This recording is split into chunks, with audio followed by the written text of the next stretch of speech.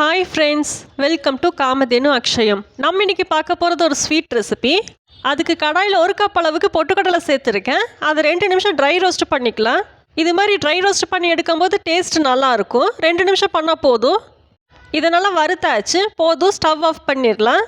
இப்போ இதை வேற ஒரு பாத்திரத்துக்கு மாற்றி வச்சுக்கலாம். இது நல்லா ஆறட்டும். இப்போ பொட்டுக்கடலை நல்லா ஆறிடுச்சு. இது கூட 1/2 கப் அளவுக்கு சர்க்கரை சேர்த்துருக்கேன். நம்ம எந்த கப்பில் பொட்டுக்கடலை எடுத்தோமோ அதுலேயே பாதி அளவுக்கு சர்க்கரை எடுத்தால் சரியாக இருக்கும்.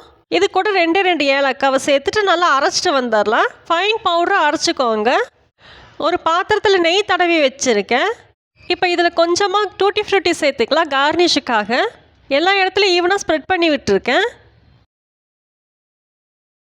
இது கூட பொடியாக நறுக்கின பாதாம் கொஞ்சம் இருக்குது, அதையும் சேர்த்துக்கிறேன். இது அப்படியே இருக்கட்டும்.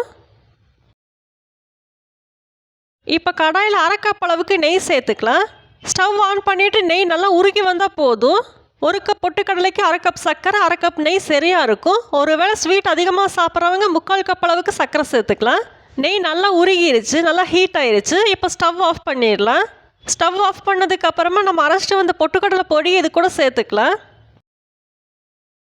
பொடியை சேர்த்துட்டு நல்லா கலந்து விட்டாலே போதும். கடாயோட சூட்டுக்கு சர்க்கரை நல்லா இலகி வரும்.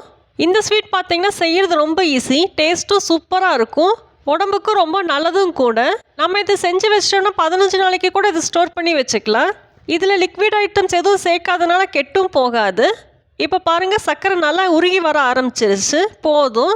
இப்போ இதை நம்ம நெய் தடவி வச்சுருந்தோம்ல பாத்திரம், அதில் கொட்டிடலாம். எல்லாத்தையும் கொட்டிட்டு நல்லா ஈவனாக ஸ்ப்ரெட் பண்ணி விட வேண்டியது தான்.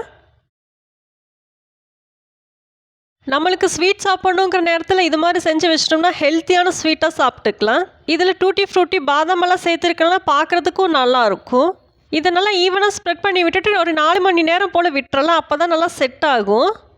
நல்லா செட் ஆனதுக்கப்புறமா 4 மணி நேரம் கழித்து பீஸ் போட்டு வச்சுருக்கேன். நான் இது மாதிரி ஸ்கொயர் ஷேப்பில் போட்டிருக்கேன். நம்ம இதை ரெக்டாங்கிள், ஓவல் ஷேப்பில் கூட போட்டுக்கலாம். உங்களுக்கு வீடியோவில் பார்த்தாலே தெரியும் இது எவ்வளோ சாஃப்டாக இருக்குதுன்னு. வாயில் வச்சாலே கரையும், சாப்பிட்றதுக்கும் சூப்பராக இருக்கும். கண்டிப்பாக செஞ்சு பாருங்கள். நம்ம ஹெல்த்தியான பொட்டுக்கடலை பருப்பி சூப்பராக ரெடி ஆயிடுச்சு. நீங்களும் இதே மாதிரி செஞ்சு சாப்பிட்டு பாருங்கள். வீடியோ பிடிச்சிருந்தா லைக் பண்ணுங்கள். காமதேனு அக்ஷயத்துக்கு சப்ஸ்கிரைப் பண்ணுங்கள். தேங்க்ஸ் ஃபார் வாட்சிங்.